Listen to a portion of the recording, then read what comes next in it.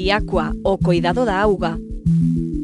En Viacua temos claro o noso compromiso cos clientes e aspiramos a ser cada día máis próximos. Queremos seguir sendo fieis. A nosa responsabilidade é coidarte. Traballamos para progresar, progresamos para innovar. En Viacua innovamos cada día para darche o mellor servizo.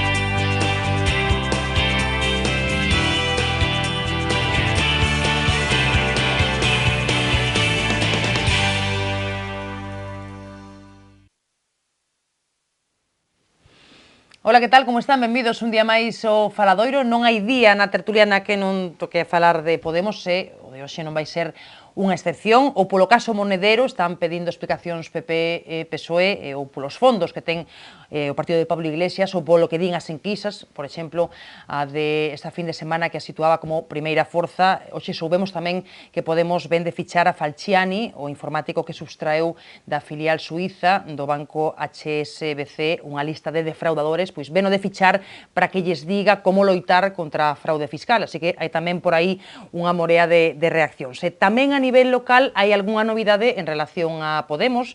Soubemos hoxe mesmo que Podemos Compostela aposta por presentarse ás municipais baixo paraugas de Compostela Aberta, esa marea que se creou hai uns meses e que parecía que non acababa de arrancar. En todo caso, quedan moitas cousas por definir de cara a esas eleccións, pero todo apunta a que o candidato a alcaldía por esa marea, por Compostela Aberta, podería ser Martiño Noriega, o número 2 de Anova. Bueno, logo falaremos de todo iso, e hoxe tamén nos facemos eco dunha pregunta que se formula el Correo Gallego: por que Compostela non conta cun lobby, cun grupo de presión que defenda os seus intereses? Pois é unha cuestión que sacaremos tamén hoxe na tertulia, pois na que tamén faremos unha valoración de como foi a marcha que onte percorreu as rúas da capital galega convocada por Queremos Galego, milleiros de persoas amosando o seu rexeitamento á política lingüística da Xunta. É culpable a administración de que o galego perda cada vez máis falantes? Bueno, pois é unha pregunta que lles faremos aos nosos tertulianos de hoxe, a catedrática de Filosofía do Dereito da USC, Milagros Otero. Que tal, Milagros? Benvida. Moitas gracias. Un día máis, o sindicalista xa María Castro Laxán, benvido tamén, e o xornalista Luís Pérez, director de Correo Televisión. Que tal, Luís? Moi ben. Benvido, hoxe resfriado. Un pouquiño. Pero bueno, é o tempo, non? É o que toca. Bueno. Con tanto frío. Bueno, pois empezamos, se vos parece, como sabedes, como sempre, que hai tema local, e case sempre o hai, pois falando do que se coce na nosa cidade, empezando por esa reflexión que se fai estes días nas súas páxinas El Correo Gallego, non? Se pregunta ao xornal da capital de Galicia por que non conta Compostela cun lobby, cun grupo de presión poderoso, pois que impulse un gran proxecto de cidade que defenda os seus intereses pois fronte ás agresións que reciben moitas veces e fronte aos intereses pois de outras grandes cidades de Galicia. Nese grupo de presión pois terían que estar lóxicamente representados pois o Concello co alcalde á cabeza, tería que estar, por suposto, a Catedral, tería que estar, por suposto, a nosa universidade e despois, pois, a maiores, pois, os líderes políticos, económicos, sociais, culturais da nosa cidade que os hai, non? Pois todos no mesmo barco, pois defendendo os intereses da nosa cidade. A cuestión é que pois, cada un vai polo seu lado, non? E ese quizáis é o problema. Eu non sei, Luís Pérez, se comparte a reflexión que se fai estes días el Correo Gallego sobre esta falta dun lobby en Compostela. Sí, yo mellor os que somos de fora e os, bueno, ai, é verdade, é verdade. que sí, que somos que vimos de fora e que ainda que levamos xa moitos anos en Santiago e que bueno, queremos a esta cidade, que nos adaptamos perfectamente a vivir aquí porque nos gusta moito e temos a nosa vida. Pois, ao mellor notamos máis isto, quizás que os propios xente de Compostela, despois nos dirán Milagros, non? Pero é certo que desde hai tempo, falamos moitas veces aquí no periódico e noutros ámbitos, non? Que se bota de menos que non haxa, que a sociedade de Santiago non sexa máis viva, a sociedade civil, non? Porque o mellor é porque é capital de Galicia, ten unhas institucións moi potentes e o mellor con eso xa creemos que é suficiente e vemos que non, que creemos que non, que hai outras cidades, Vigo, Coruña, que pelexan pola cidade, eu creo, sin caer nos localismos, esos localismos de solo mirarse para sí mismo, pero eu creo que sí que se debería de intentar crear algo, non? Non sei se formalmente, pero, bueno, algo sí que se debería crear, non? Empecé por Luís, foi un erro meu, porque a miña intención era empezar por Milagros Otero, que é a compostelá de pura cepa aquí da mesa, non? A única, non? Compostelá de nacemento, e aparte, bueno, pois moi amante da súa cidade, presume de ser de Santiago por alá onde vai, non? Luís, bueno, pois despois tamén case compostelán tamén xa de adopción de moitos anos. Por suposto. Por suposto, non? Pero Milagros Otero, non sei se concordas co que di Luís, ou como vestir toda esta cuestión dese lobby que deberíamos ter? A verdade é que é certo que son de Compostela e moi compostelana, penso que a xente non ten que ser dun lugar únicamente porque naceu nel, senón porque, como no caso de Luís, pois porque traballa nel, porque traballou e traballa por el, é porque o dereito de nacionalidade, aínda que o dereito solo contempla o ius sanguinis, o ius soli, o dereito de sangue, máis o dereito de solo, eu penso que tamén debería haber un dereito de corazón, non? Ser nacional dun lugar onde ti te sintes que tes a túa vida. Pero no meu caso, aínda que houvese esa terceira forma, eu son polas tres, por dereito de sangre, por dereito de suelo e por dereito de corazón. Non sei cal é a causa de que non haxa isto en Santiago, efectivamente non o hai. Penso que non o hai, non sei cal é. Non penso que sexa porque os santiagueses pois teñan as cousas fáciles, como se ten dito, ou porque todo se lle teña regalado. Penso que non é así, porque Santiago foi unha cidade, eu penso que moitas veces minusvalorada cando, non sei, por exemplo, pois a típica rivalidade que é un pouco de broma ás veces, non? Pero en Santiago a Coruña, non? Pois que se decía, Santiago é unha cidade que está morta, Santiago é unha cidade que ten únicamente a universidade e os curas, digámoslo así, antes de que tivera o goberno de Galicia. Foi unha cidade sempre que estuvo máis pechada sobre si mesma, quizá pola mesma alma da cidade, non?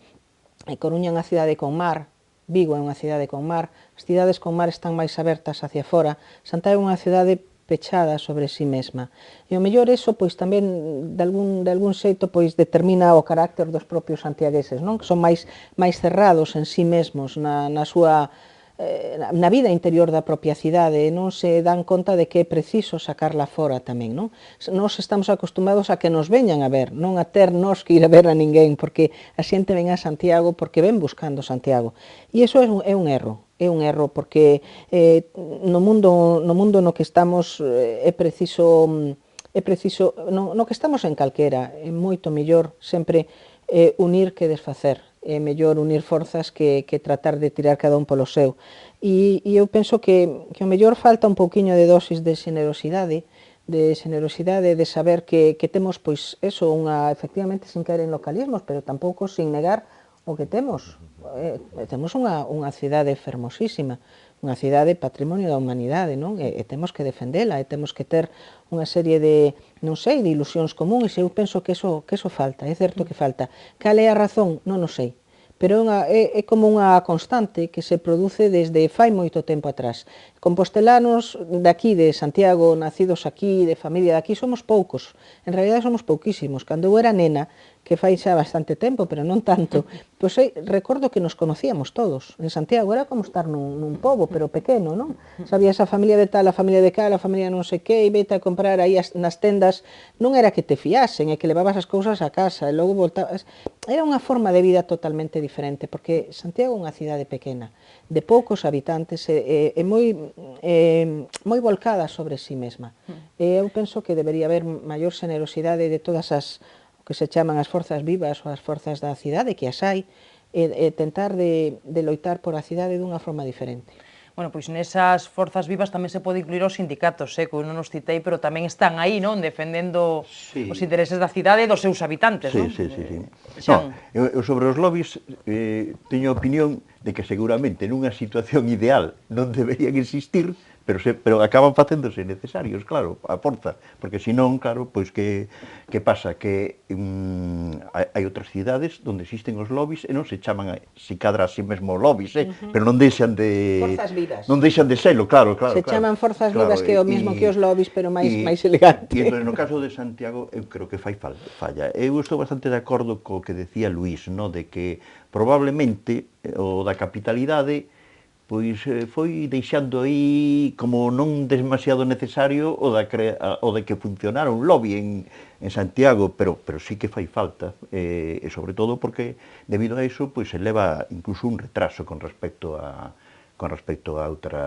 outras cidades, non? Por lo tanto, tanto para posta en común como para presionar en un sentido determinado, eu penso que é necesario. E que non sea un lobby localista, dentro do que se pode ser, que indudablemente pues, sempre tiras polas localidades, bueno, está claro, pero de aí con cabeza, mellor, non? De aí a poñerlle o calificativo ismo, hai un espacio, sí. Bueno, con sentidiño, non? Que é unha expresión que sempre utiliza Milagros Otero, non? Di con as cosas con sentidiño, sentidiño, non? claro Reivindicar, que sí. pero con sentidiño, que supoño que tamén é posible É facelo, que non? se pode reivindicar sin excluir. O problema ás veces pensamos que se pedimos algo para nós, quere dicir que para todos os demás non pode haber, e non é así. Eu penso que Santiago é unha cidade galega, é unha cidade española, é unha cidade europea, entón, pois aquí unha cousa é que estamos, ás veces empeñámonos ou empeñanse algúns en decir que a quen queres máis, a papá ou mamá, non, eu son de Santiago, eu son galega, eu son española, son europea, e ainda son bastante americana, de América Latina de corazón, non? Non hai por que excluir, hai que sumar. Luís. Sí, eu creo que unha dos acertos creo que desta iniciativa é que vai a xenerar, que está xenerando o debate, non? Por que ocorre isto en Santiago? Noutras cidades, digamos, teñen esas forzas vivas, esos poderes fácticos, ou como lle queiramos chamar, lobby, no bon sentido, é que a veces o lobby ten unha acepción negativa que non ten por que ser, non? Sino é unha reunión, un grupo de persoas, de institucións, que se xuntan para conseguir algo bo desa é un pouco que é o lobby, non? E bueno, pois, o mellor é eso, é que claro, Santiago ten institucións tan potentes, pero son potentes máis de cara a fora, o sea, é como a Xunta, pois é todo Galicia, ou a Universidade, pois é máis que e ademais moitas veces cando falamos da Universidade decimos que se necesita que a Universidade e a cidade estén máis unidas, ou que cando falamos pois o aeroporto, pois tamén é de todo Galicia, tamén é de Santiago, é de todo Galicia. Entón, claro, temos unhas institucións, pero despois ao mellor nos falta eso, o que é a cidade, o que é Santiago, nos falta aproveitalo mellor, aproveitar esa potencialidade mellor, non?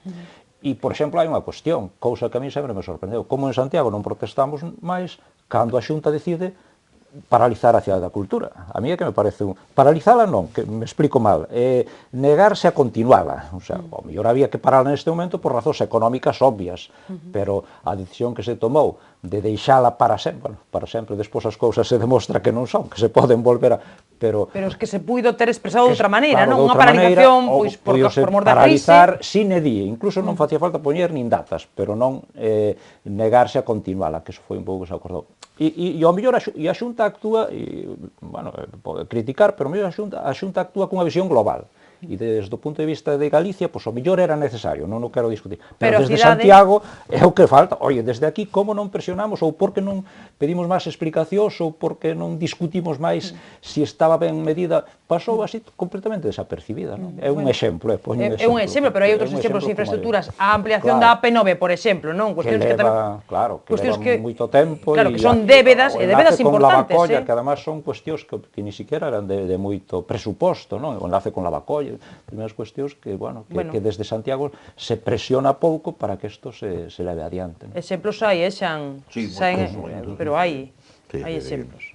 Bueno, pois veremos, iremos recabando opinións na rúa sobre esta cuestión do grupo de presión, lobby, ou as forzas vivas, como lle queiramos chamar, para traballar todos a unha, non? Polo ben da nosa cidade. Bueno, se vos parece, continuamos con máis asuntos, o que eu aludía na presentación, de hoxe mesmo, nos confirmaba Podemos Compostela que estará, non como tal, non como Podemos, pero estará nas municipais con Compostela aberta. Bueno, pois así o decidiron os seus membros a través de internet, pois nestas votacións, como deciden outras moitas cousas, participou pouca xente, non? Eso é verdade, pouco máis de 200 persoas, parece un número baixo, non? En relación con outros procesos recentes, pois con outras formacións políticas, non?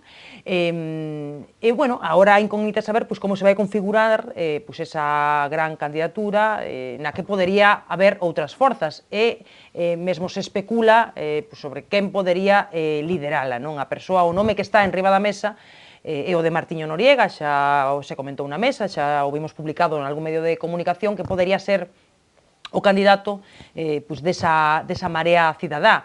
É complicado, porque hai que poñer de acordo a moitas partes, hai que pactar un programa, hai que elaborar unha candidatura. Isto é un proceso, Xan, que non hai moito tempo e leva un tempo facelo, claro. Así que non sei que impresión tes ti sobre toda esta cuestión. Pois que en relación coas eleccións locais hai moitas incógnitas e moitas se van a ter que ir resolvendo porque hai unha fragmentación excesiva, non? Si todo o mundo que aparece con siglas se vai a presentar, isto vai a ser ao final unha gaiola de grilos, non?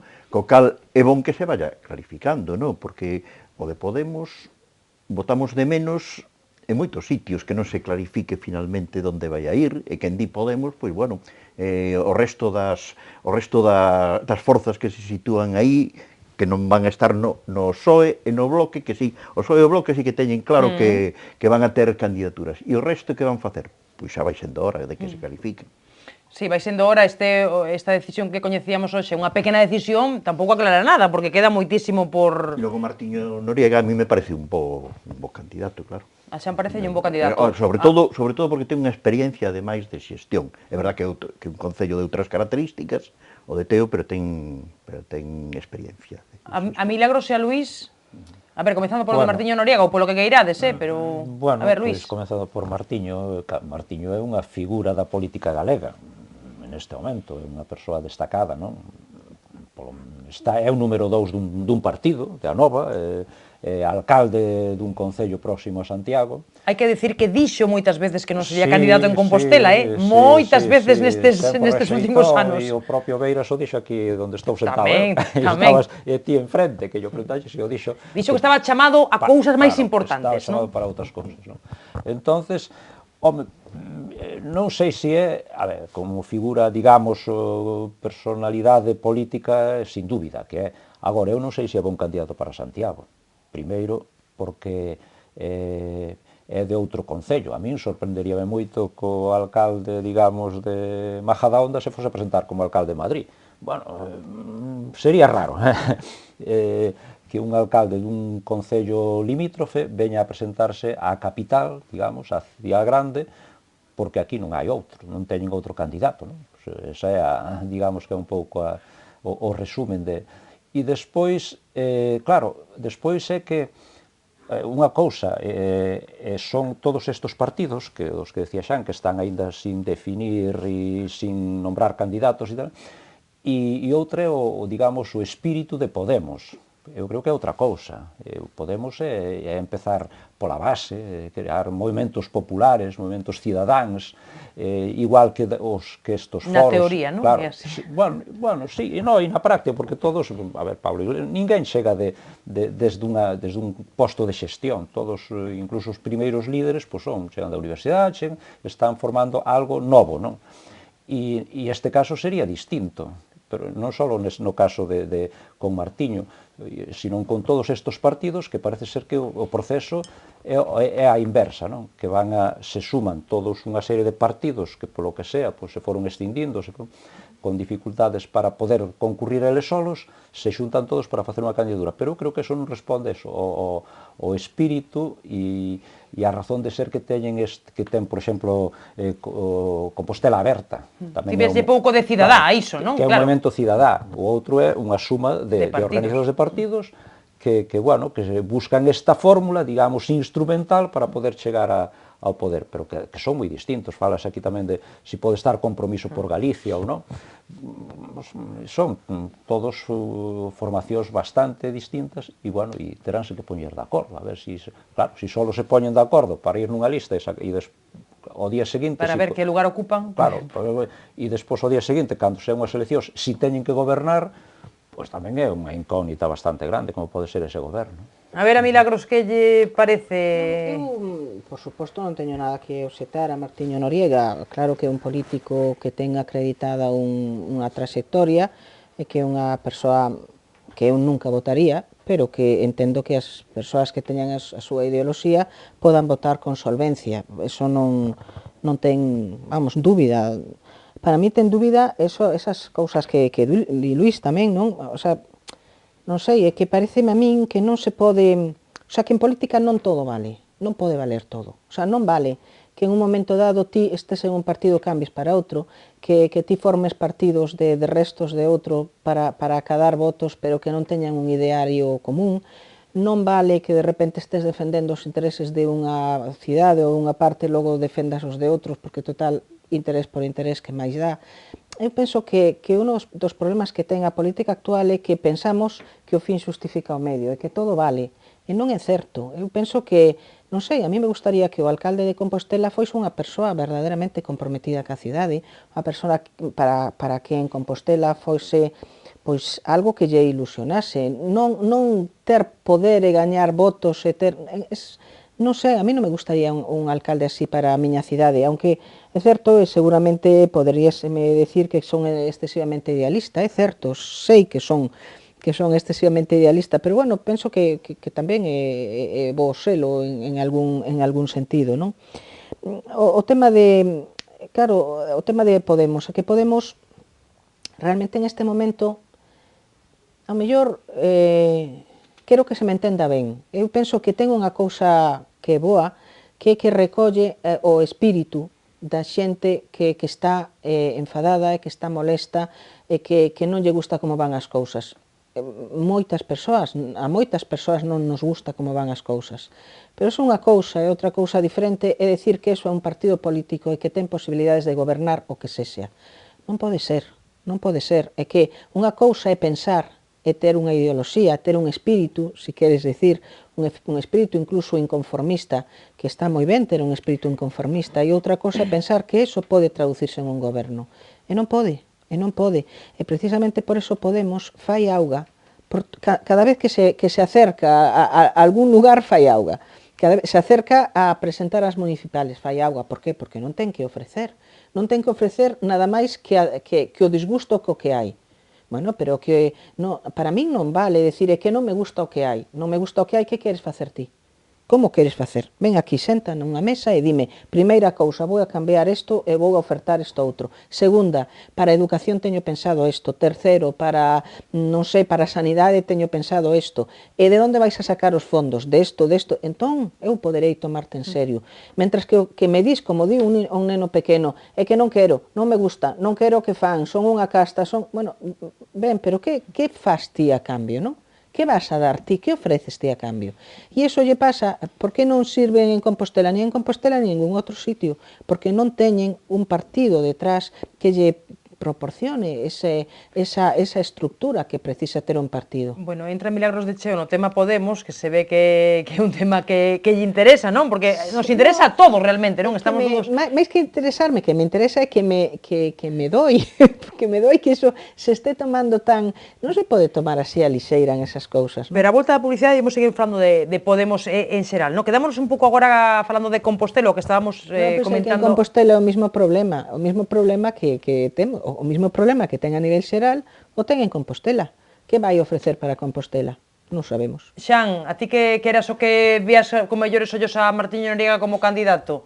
Sí, eu sigo vendo como bon candidato, non? O que si sería de alguna forma incompatible sería, sobre todo si sale sido alcalde despois, non? Pero incluso si se presenta con ser o sucesor de Beiras, para decirlo claramente, non? Porque, claro, ou ten que ser unha cousa ou outra. Eso foi o que lle pasou tamén a Susana Díaz, que ten que, moitas veces hai que definirse unha cousa ou outra, porque hai cousas que non pode ser as dúas ao mesmo tempo, e ese vai a ser unha decisión dele, indudable. Hai outra cousa que non funciona ben, dende o meu punto de vista non funcionan ben esos partidos que están formados por retazos de outros.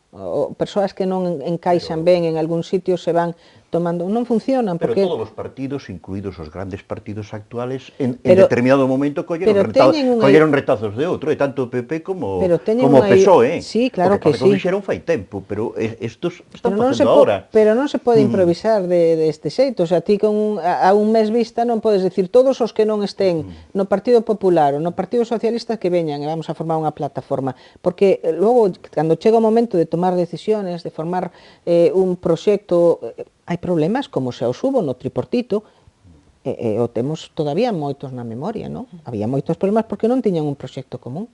Luís, Xan, algunha cousa que querades dicir máis? Sí, no, o que decía Xan, que estou moi de acordo, despois do día 25, supostamente, que eu ainda non o teño moi claro, que Martiño se vai a presentar por Santiago, si é que se presenta ou se o forzan para presentarse, pois o día seguinte que vai a pensar solo no Concello de Santiago ou xa estará pensando en dar o salto á política estatal, porque despois hai eleccións xerais onde, bueno, pois parece ser, ou se decía que podía ser el o candidato de Ague para Madrid, non? Como diputado para Madrid, deixaba agora o Concello e despois en 2 ou 3 meses para Madrid, e aí pois ser o número 2, o número 1 de Anova, non?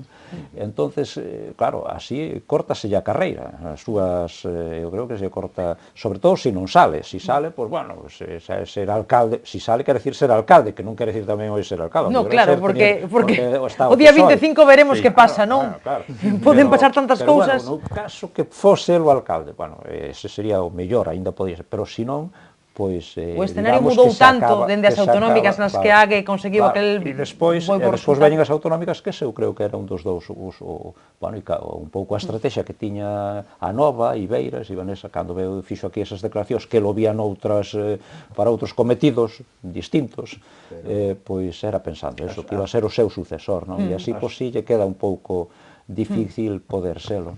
As eleccións locais para a consolidación de Ague son claves, porque ata agora, pois, efectivamente, tuvo bons resultados nas autonómicas, pero unha organización que non ten presencia nos municipios, bueno, pois pasa, o que lle pasa tamén a Podemos, coa diferencia de que Podemos a maiores non ten de momento en ningún lado, a nivel institucional. De momento o estamos analizando polos resultados das enquisas, que é verdad que teñen a súa importancia, pero cuidado, hasta que non haxa eleccións, de momento eso está un pouco no aire. Pero precisamente por eso que eu coincido contigo, en que para é moi importante pois saber se consolida ou non consolida esos resultados, precisamente por eso, non creo que o poda saber se van tan misturados en un partido que non se sabe, non sei, é que non o vexo conducente dende ningún punto de vista. Claro, pero é que, ademais, despois, pensando xa no día seguinte, o BNG vai apoiar a Martiño como candidato, unha persoa que hasta aí 2 días estaba no BNG, que se foi, que provocou unha ruptura, un grave problema no partido, vai non apoiar? Bueno, pois parece que o PSOE que nos custa pelo, non? Non, eu non o vexo, porque además ia dar alas non só a Ague e a Martiño e a Nova, sino a Podemos. O sea, si Podemos ten un bon resultado, ainda que sea... Absteríanse nunha investidura, pero... E entonces o PSOE tamén... Todo depende dos resultados, Todo depende dos resultados. A veces os resultados obligan a que haxa coalicións e a proba temos aquí no bipartito. Bueno, pero o bipartito era, eu creo que era... Era máis doado. Máis fácil. Aquilo era máis fácil entenderse. Era difícil. E aínda así non foi. E aínda así non foi doado. O BNG e o PSOE non buscaban, non tiñan o mismo electorado, nin representaban o mismo. Cada un... Non é só o electorado, é a ideoloxía que teñen como partido, o proxecto que teñen para Santiago, neste caso, para Galicia. Pero é que Podemos e o PSOE e o BNG se disputan o mesmo, sobre todo Podemos lles disputa o mesmo espacio. Entonces, bueno, as maniobras supoño que van a ser, como están sendo ahora, pues de tratar de poñerse zancadillas uns aos outros hasta que se clarifique todo, e iso tardará uns anos, non? Bueno, pois de momento queda bastante para que se clarifiquen as cousas de cara ás municipais, que xa son xa en maio, o sea que isto ten que ir máis rápido do que vai, é a sensación que temos. Facemos pausa, que non sei, si que imos rápido, consumimos moito tempo, facemos pequeniño descanso, á volta seguimos analizando a actualidade, hai que falar algo de Grecia, temos que falar da situación do galego, algunha cousa máis en relación a Podemos, así que nada, con bastante que facer á volta da publicidade. Viacua, o coidado da auga. En Viacua temos claro o noso compromiso cos clientes e aspiramos a ser cada día máis próximos. Queremos seguir sendo fieis. A nosa responsabilidade é coidarte. Traballamos para progresar, progresamos para innovar. Enviacua innovamos cada día para darche o mellor servizo.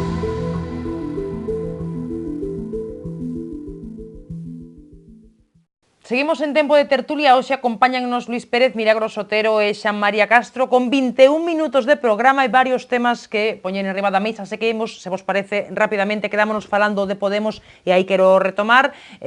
Hoxe moi comentados os seus, o caso Monedero, de onde salen os seus fondos, as explicacións que se lle piden por parte de PP, de PSOE, as advertencias do ministro Montoro, en fin, unha morea de cuestións. O que vos pregunto a vos é se Podemos ten que explicar de onde veñe esta morea de cartos e todo este lío sobre o financiamento. Luís Pérez, rapidamente, Bueno, pois, igual que exixen os demais explicacións, pois tamén as teñen que dar eles. E teñen as que dar de calcar maneira, porque parece claro que alguén cometeu algunha irregularidade. Non sei se a que pode chegar, pero que non se... o señor Monedero non se comportou correctamente con esos ingresos que tivo.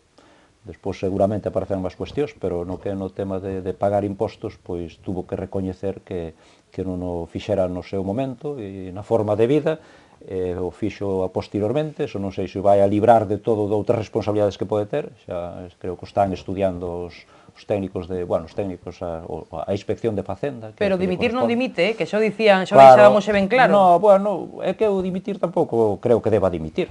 O sea, debería dimitir se el pide polo mismo, como a veces falamos aquí, se pides a dimisión de outra persoa, de outro partido, por un caso igual, pois teria que dimitir, pero eu creo que como en xeral, pois a xente hasta que sea, non digo culpable, pero que máis avanzado, ou que sea un caso como as tarxetas black, que sean moi evidente, non?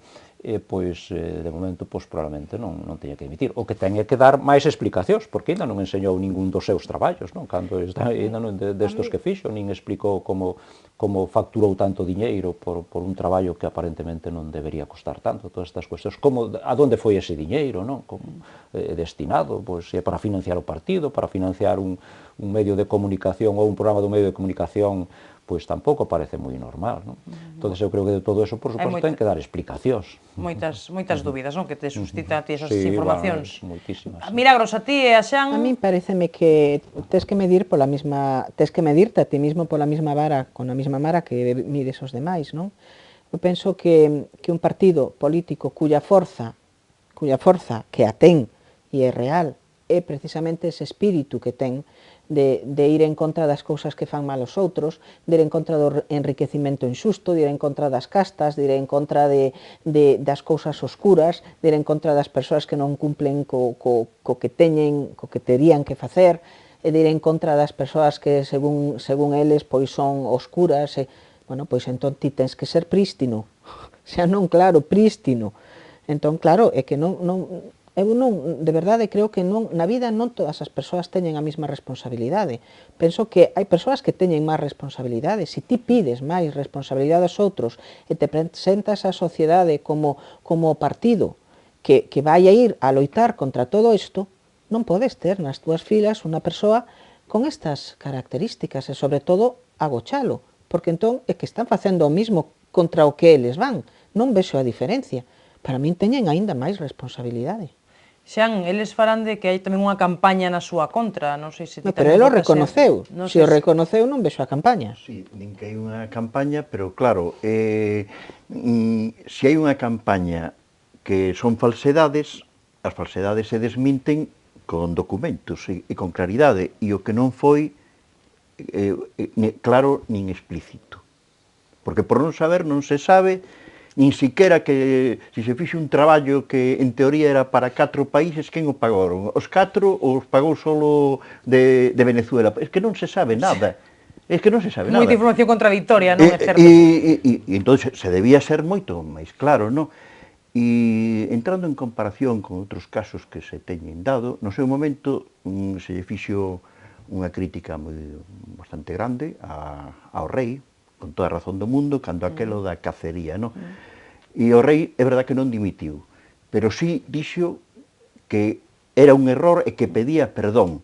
Pois a Monedero, como mínimo, eu creo que se debía pedir o mesmo, non? É que se alguén comete un erro e o recoñece, polo menos está dando un paso. Igual debería dimitir, non o sei. Pero como mínimo que faga outro. Senón, ainda o vamos a ter que felicitar por lo que fixo. Non sei, é que me parece que entrar en unha contradición tremenda con que ven el dicindo. Bueno, pois como concordades os tres, veremos se concordades tamén o falar de Grecia, non? E o analizar pois os primeiros pasos do novo goberno de Grecia. Está Alexis Tsipras, bueno, pois aí en negociacións cos socios europeos, onde presentaba o seu programa de goberno, mantén as súas promesas electorais, luz, comida, teito para os máis pobres, e mantén ese pulso ca Unión Europea. Hoxe, en nova caída da Bolsa de Atenas, un 4,75%, non só a Bolsa de Atenas, tamén a de Madrid pechaba en negativo e subía a prima de risco. Bueno, pido vos así unha impresión destes primeiros días de Grecia do que nos toca a nós tamén. A ver, Milagros. Teño unha sensación contradictoria con Grecia. A verdade, me produce unha sensación a mí no meu espírito, digámoslo así, prodúceme unha sensación contradictoria. Por un lado, eu lamento moito, teño unha cierta solidaridade hacia persoas que o están pasando mal e que realmente, pois moitas delas vense moi apretadas. Teño esa cierta solidaridade. E por outro lado, penso que non pode ser que a Unión Europea lles permita aos griegos o que eles piden. Non pode ser, porque entón inmediatamente eu española digo, bueno, pero que eu non teño cartos de abondo para, por exemplo, non sei, financiar unha sanidade pública que teña máis cobertura de tratamentos para as persoas. Ese diñeiro que lle vou dar a Grecia o quero para os españois, non quero darlo a Grecia. Xa lle di 26.000 millóns de euros. Por que teño que pagar eu que os gregos teñan deudas e que queran vivir en un tren de vida que o mellor non vivimos os propios españois? É que realmente eu non sei, ao mellor sou un pouco solidaria, pero é que non entendo esa situación. A mí enseñáronme que o que debes o pagas. É que mentras que non pagaches, non podes seguir tirando si debes. Xan, ao mellor se pode decidir establecer como se vai pagando, non? Eso que se debe. Eu parto da base de que se debería facer un esforzo por chegar a un acordo. E o acordo nunca pode pasar por decir non se vai a pagar a débeda. Os gregos teñen que pagar a débeda. Ahora, tamén é verdade que cos actuales exixencias non poden facelo. E entón hai que buscar unha forma de que podan facelo. Eu creo que están bastante pasados nas primeiras medidas que tomaron. Eu creo que hai algunhas que son exageradas, claro. Pollo, por exemplo, o salario mínimo de 586 a 751 euros. En España, que parece que estamos mellor económicamente, según todas as opinións, é inferior ao salario mínimo. É verdad que din que o van a establecer gradualmente, non de golpe e tal, pero bueno, ou isto é partir de unha situación extrema e logo pois se van a ir acercando as posicións, que me parecería lógico que se fora hacia aí, incluso buscando ahora completar a sesión de investidura que mañán, e a ver a partir de aí se empezan a acercar un pouco as posicións, e de poderse acercar, porque como é moito camiño a recorrer, a mí me parece que, claro, teñen en riba ao final deste mes que cando teñen que pagar esos miles de millóns si se llenes notara unha predisposición a entrar aquí, pois sí que podería xogarse con algo similar ao que din eles de un crédito ponte, non? Pero bueno, aí haberá un tira e afloxa, a ver se hai unha posición intelixente finalmente. Porque o outro, bueno, pois é quedar moi ben, este era o noso programa, pero se non se pode ir adiante, pois non se pode. Pero non vas a ningures, non? Tampouco, non chegas a ningún lado. Luís, ti que impresión tes? Bueno, eu creo que estes primeiros días tampouco se lles pode facer tomalos demasiado en serio, o sea, do que se está pasando, o que están dicindo, o que se cumpre o guión, non? O que dixo onte na investidura, porque claro, onte na investidura terá que decir máis ou menos o que prometeu na campaña que ainda foi a semana pasada. Entonces, é que vai tan rápido todo, non? Claro, sí. Pero eu creo que tuveron un erro, que foi ese viaxe así, esa excursión por toda Europa. Eu creo que cometeron un erro, porque foi así unha espectacular, máis basada nas formas, que no fondo, como para os medios de comunicación, para Bueno, entonces, e claro, a hora da verdad, eso non sirve, o sea, eso non sirve que salgas nos telexornais, que salgas, que te vistas de determinado xeito para chamar a atención ou non, non se sabe, pero foi o que máis se quedou a xente, non? A xente que os vimos. E eu creo que foi un erro porque eu creo que o que teñen é que plantear as cousas con seriedade. E claro, e Grecia e a Unión Europea pois ten uns acordos que para tratar de superar unha situación. Entonces, de repente, porque cambie un goberno, non podes, porque cambie o color dun goberno, non podes facer tabla rasa e dicir todo o que acordaron os anteriores non sirve para nada. Eso non vai a permitir. O que me temo é que o resto de Europa, e xa non digo, e ao mellor incluso a España tamén, non lle interese que este Grecia no mesmo club, porque vai a ser sempre un problema, ou polo menos vai a ser un problema durante moitos anos, e agora se vai a agravar con esta situación. E eu me temo que chegue un momento en que lle digan, mira, bueno, pues arréglate como poidas, paga... En realidade casi parece que é ao revés. Casi parece que a Grecia que non lle interesa estar... Porque ven con unha... No, eles interesa estar, pero sempre que lles den... É a forma casi chulesca de dicir, é que... Por eso digo eu que creo que se equivocaron no planteamento este inicial que fixeron. É unha cousa que realmente... Cando ademais foi un viaxe donde non podes acordar nada, porque se ni siquiera era presidente, que ainda é investido mañá, non formalmente, ainda non podes tomar decisións.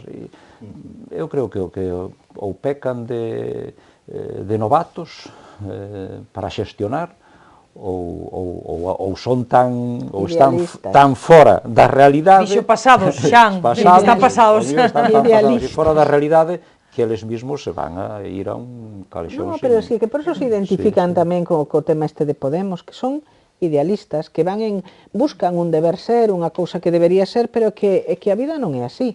A vida non é, a mí me gustaría que fose así. Bueno, pero te gustaría, pero que vas facer para atopalo? A mí tamén me gustaría moitas cousas, pero que vas facer? É como se un alumno o primeiro día que entra a unha aula di, a mí me gustaría ser licenciado. Bueno, pero que vas a hacer cada día para estudiar, para ir aprobando cada un dos exámenes, para ir, etcétera, etcétera? Pois estos gregos e estos de Podemos son o mesmo. Les gustaría, pero que como vas traballar para acadar iso? Non pode ser. Hai unha diferencia moi clara e é que eles ganaron as eleccións, non? E Podemos de momento, desde logo non só non as ganaron, sino que... Pero ali foron correndo a ponerse baixo a bandeira. Sí, pero eu penso que en esa línea que apuntaba, e que tamén apuntaba despois Luís, de que se vayan modificando as posicións, vamos a ver o que pasa en dúas reunións moi importantes que van a ter lugar esta semana, no? A do mércores do Eurogrupo, donde vai a comparecer o ministro de Economía, e logo a reunión de xefes de Estado que hai o día seguinte, os xoves, donde vai estar Ripas e van a estar xefes de goberno e de Estado, incluída Angela Merkel, e creo que será interesante ver aí as posicións que aparecen en esa... Fixadevos que aquí poñen a Alemania como os malos da película porque non sei que, claro, eu estaba pensando, se eu fose o señor este, fónseme o nome, o alemán con que estuvo o ministro griego fai uns días. Claro, chega allí feliz da vida. Claro, outro para dicirlle que non lle vai pagar.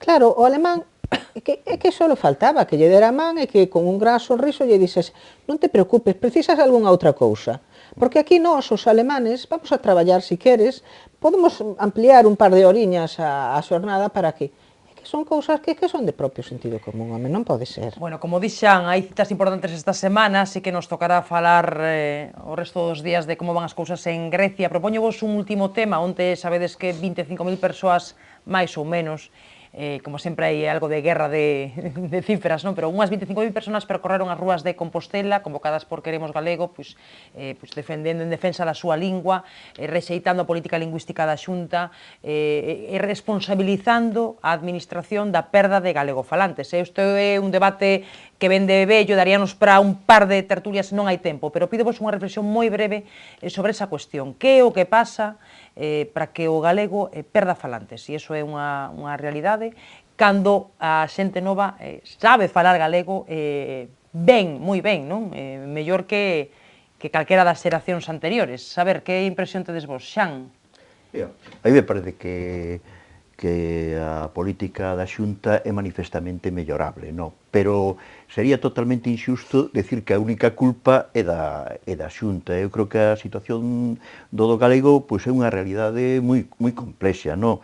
Que vemos que está axudando a que o galego pois, que teña chance pois en algúns medios de comunicación, en este que estamos agora precisamente, eu creo que se fai moito polo galego, igual que coa radio e a televisión pública tamén, e en cambio falla curiosamente na educación, pois algo aí se teria que facer autocrítica, seguramente a Xunta, pero tamén máis alá da Xunta. Eu creo que é unha situación moi complexa, donde o galego ten que conquistar un prestixio e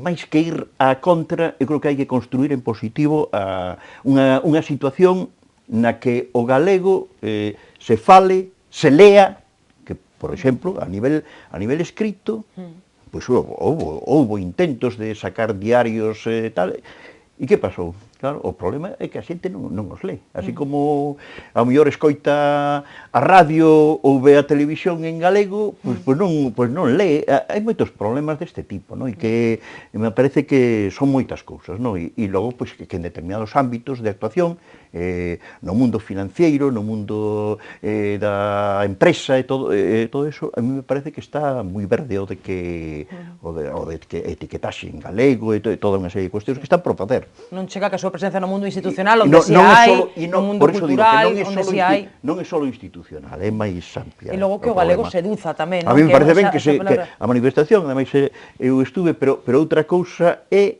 que as solucións tampouco son tan simples, non é dicir que fagan outra política e xa solucionamos. Milagros e Luís, que pensades? Eu penso que sería unha mágoa tremenda que o galego se perdese ou que chegase non a perderse, pero a uns niveles de fala e de asumir o propio pobo, a súa lengua, sería tremendo, non?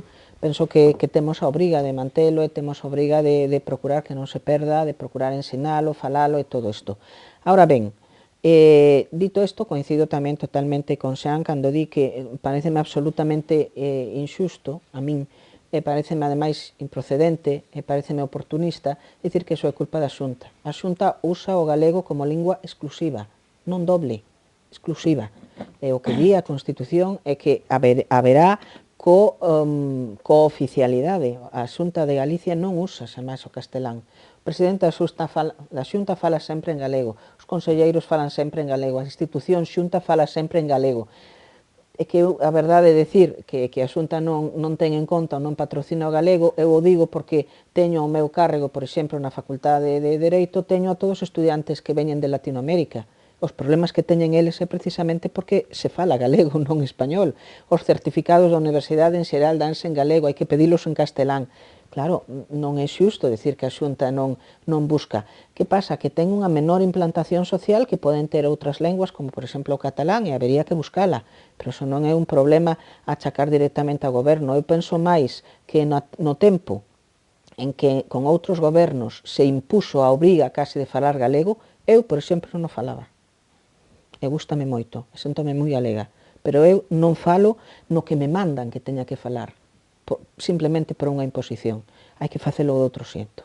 A ver, Luís, isto dá para moito, Sí, dame mágoa que quedara para o final, pero... Como estou basicamente de acordo co que dixeron os dous, eu quería engadir que, bueno, que esta perda da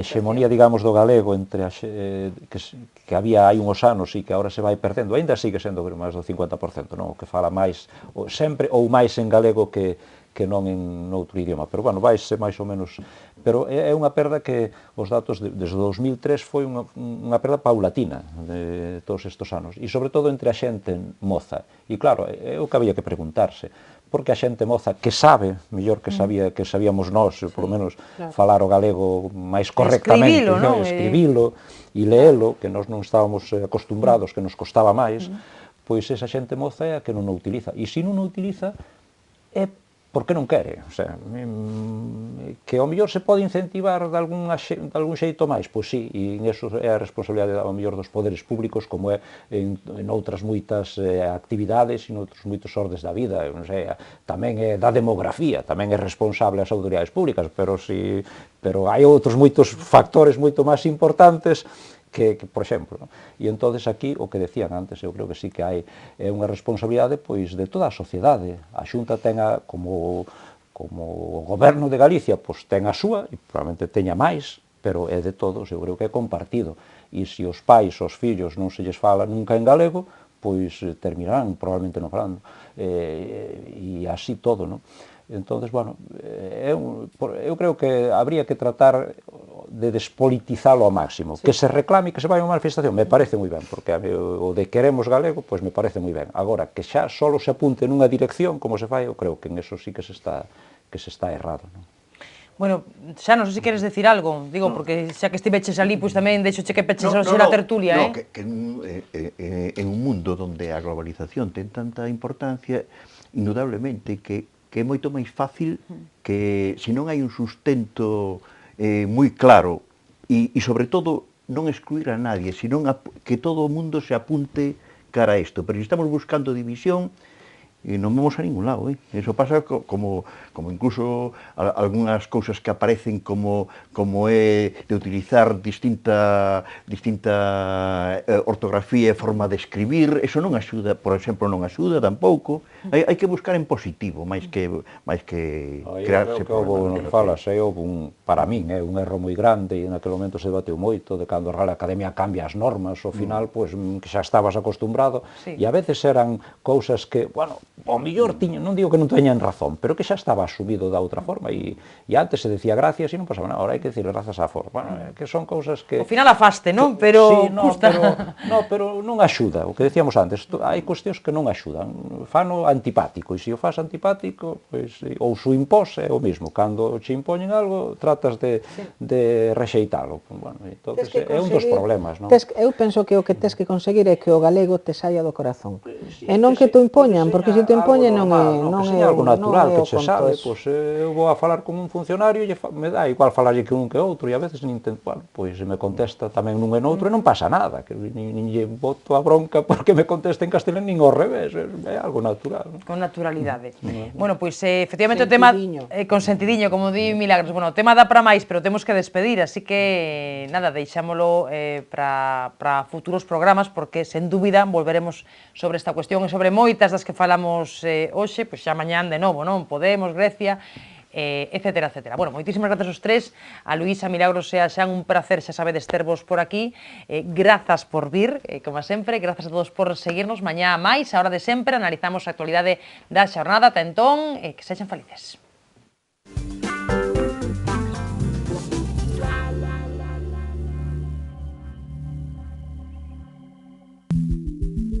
Viacua, o coidado da auga. En Viacua temos claro o noso compromiso cos clientes e aspiramos a ser cada día máis próximos. Queremos seguir sendo fieis, a nosa responsabilidade é coidarte. Traballamos para progresar, progresamos para innovar. En Viacua innovamos cada día para darche o mellor servizo.